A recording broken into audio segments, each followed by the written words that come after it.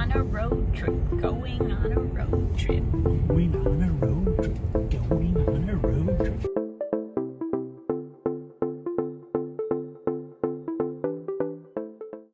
Hi, I'm Amanda. Hey, and I'm Dean. And we're Scatabout. And we're scatting about in California, right, Amanda? Yes, that's right. Where specifically are we?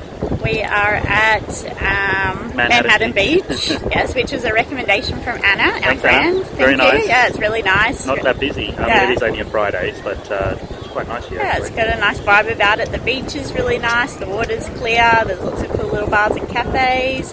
Doesn't seem too touristy. Nice aquarium at the end of the pier. So You realise we're tourists, right? yeah, I know, but it's not like Venice Beach and all that. So it was a good recommendation. Yeah, that's good. Yeah. So far.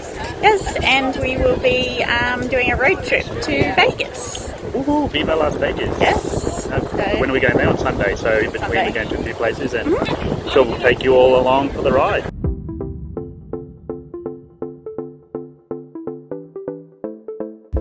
Venice Beach is about 15 kilometres straight down the road from Manhattan Beach. It is a very eclectic place, both in terms of people and shops. It's great to walk around and stop and watch the skaters.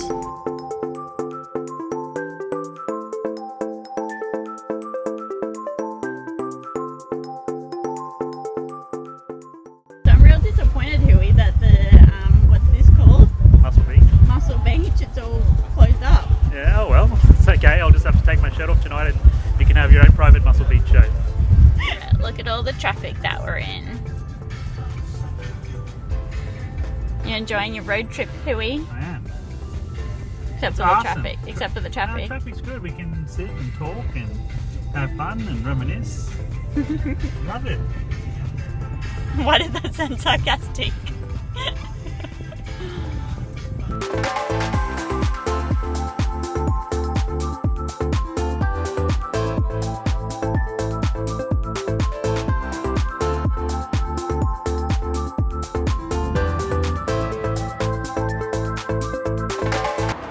So we are in San Bernardino at the McDonald's Museum. So there's a little bit of contention as to whether or not this is the first McDonald's or not. There's another McDonald's in another place that they claim is first, but this place is also claiming it's first. There's lots of McDonald's memorabilia here, and unfortunately they don't sell 15-cent hamburgers anymore, so Dean's a bit disappointed about that. Not too bad.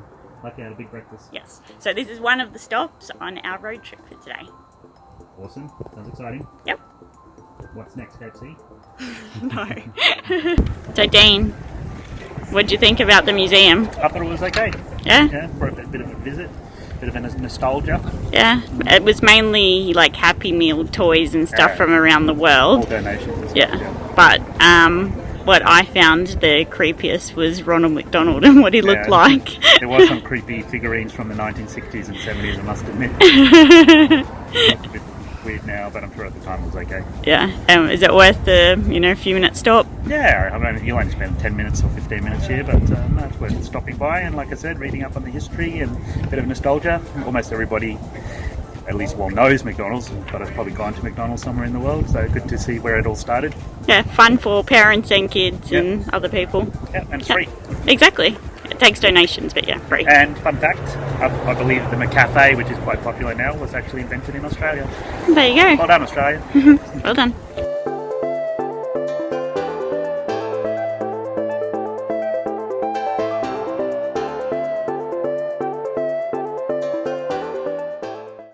So we are at our next stop and our road trip at Cabazon, world's largest dinosaurs. And there's lots of different exhibits up here, and there's even a Tyrannosaurus Rex where you can climb into its mouth and get some pictures. So a very strange attraction in the middle of the desert. There are over 50 dinosaurs in the park. Adult tickets are from $13 US. But if you're cheap like us, then you can view 2 of the dinosaurs from the parking lot for free.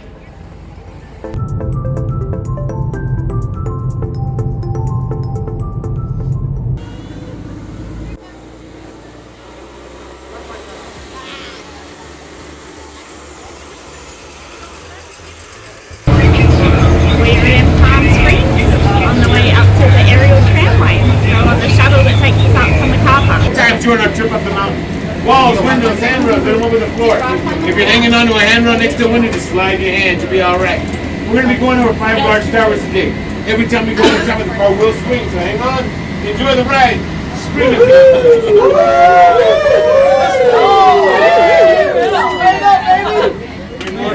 You're nervous, Dan? Nervous, but what? Going on the cable car? Here we go. It's Oh, move. the floor swings.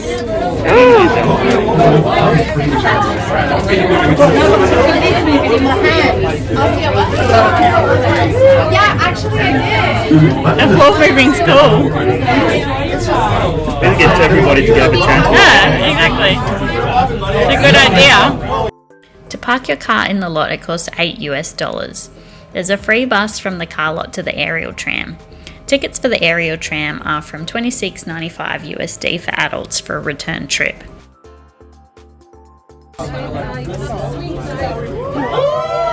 The cable car is open from 10 AM to 9:45 PM Monday to Friday and 8 AM to 9:45 PM on the weekends. Also, the cable car runs every half hour. The aerial tram is quite popular, so it's best to book your tickets online at least the day before. A link to the site is below. Did you enjoy the tram ride up? It's good. Yeah? And, Very nice scenery. yeah? It really feels like you're in the national park and forests of the US. Lots of pine trees and desert and dryness and heat and people. You looking forward to your meal in the fancy restaurant? Yeah. Burger. We'll hardly call it a fancy. Yeah, well, there's the cafe and this is the fine dining restaurant with the lovely view. At the top, you can find varying levels of hiking trails. If you want to hike, it's best to go to the visitor centre to check, as some hikes require permits.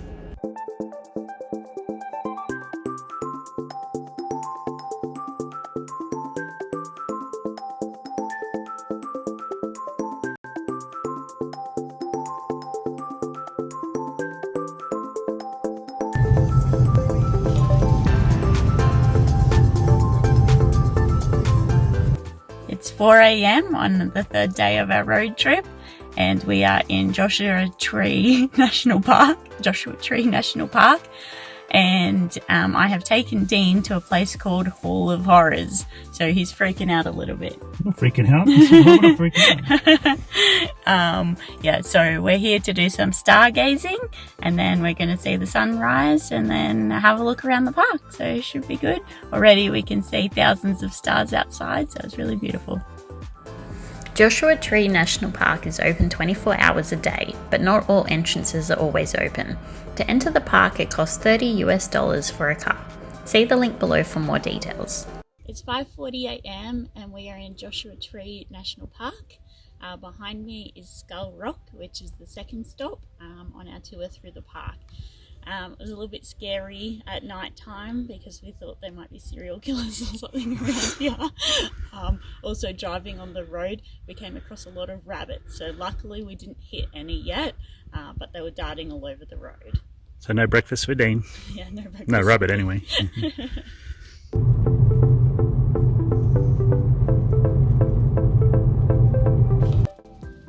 Dean wasn't very happy with me at Arch Rock as my photo taking skills were apparently subpar. He wants you to know that he held that Karate Kid move without holding on to the rock, although I think this photo says otherwise.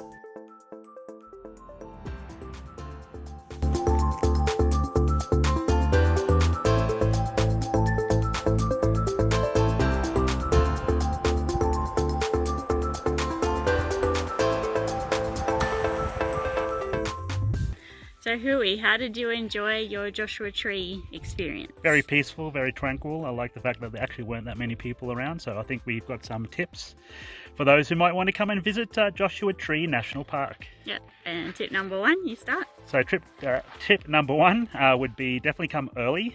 We actually came in at about 3:30 because we wanted to see the stars, and there is lots of stars to see because it's not that bright on the ground, so you can see more and more stars. But if you want to come in just for the sunrise, it's definitely worth the visit. But the tip is definitely come early. I would recommend before 6:30. Tip number 2 is bring a jacket, just a lightweight one because it gets a little bit cold here. Tip number 3 is either plan ahead of sites you want to see. Joshua Tree National Park is huge. We came only about 20 kilometres in, but there's heaps more than that. So maybe do some research of what site you want to go visit and take some nice photos. And tip number 4, you're in the desert, so make sure you bring plenty of water and make sure you have enough petrol to get around. Yeah, that's a good tip. Probably the best tip. Good stuff. So I think that's all for now. Yep, and we'll continue on our road trip. All right, bye. Bye.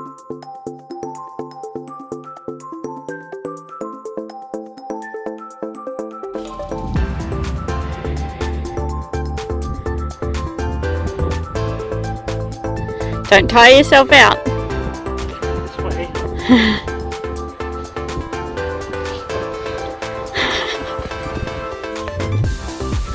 Still a fair way to go.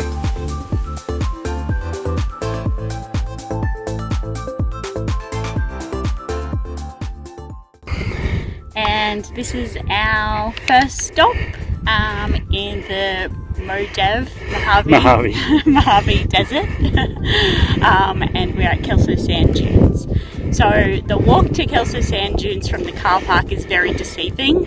We've been walking for 20 minutes or so, and it's boiling hot, and we think that there's still a kilometre or so before we get up to the top of the sand dune.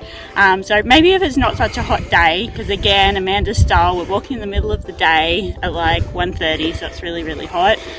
So we're going to stop here. But I hear that if you go to the top of the sand dune, these are one of 30 sand dunes in the world that make a unique sort of musical sound. When you walk on them, there's like some cracking underneath the sand surface. So I think you should give it a go. Check it out. Yeah, thanks, Dean. Well, we're back in the car. We made it from our walk to the sand dune.